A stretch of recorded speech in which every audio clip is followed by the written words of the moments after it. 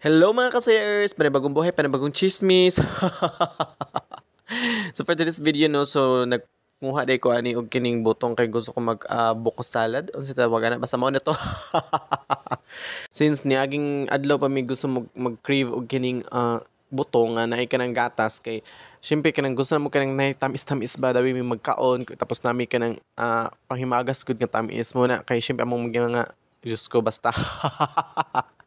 So mo sa no sa cherries so wala man koy nakuan dito nga butong dito sa pikas no kay isa ra jud ka buok so morning ang na ako diri sa luyo kay nami mga butong dinhi so morning yung kuan ni naglibog ko unsa man jud butong na ni or unsa ba kay murag lahing-lahing naman jud ni so no choice jud no so mangita tag butong ani kanang pang perfect jud siya pang buko pagbuko salad jud no so mo jud na siya oo so ato na siyang abrihan kay para try na to so karon kinaabrihan man jud siya no. So lain gid siya no kay kuan siya kanang gahi-gahi na siya so tanawa. Lain na kay siya ikuan din na siya pwede makuskus. So ako na lang siyang gidala kay sayang man pud no. So mo na siya ako na siyang gidala. Oh. Tapos kining isa dara nasuguan ako na manglaba. Oo.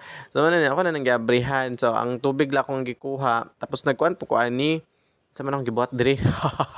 So gikuha na ko to isa wala na sa muka ni mag voice over oy. Wala tag mabulol-bulol. So wala siya ako na siyang unsa tawag na gi abre-abre. Wala siya. Tamo ka. So daot man jud siya no. So mao jud ni siya ang kuan ay pangit siya daot siya. So wala ko siya gigamit no. So chapwera na ako na siya. So kini na lang akong gigamit kining gahi-gahi kayo. Pero di jud ako siya makuskus kay gahi jud kay siya no. So akong gibuhat ako na siyang gipangtanggal dito siyang lubi. So mo na siya akong gibuhat. So ako na siyang gitad-tad kay sayang man pud no ang effort nako nagkuha ko gisingot nako sigot ng bugan.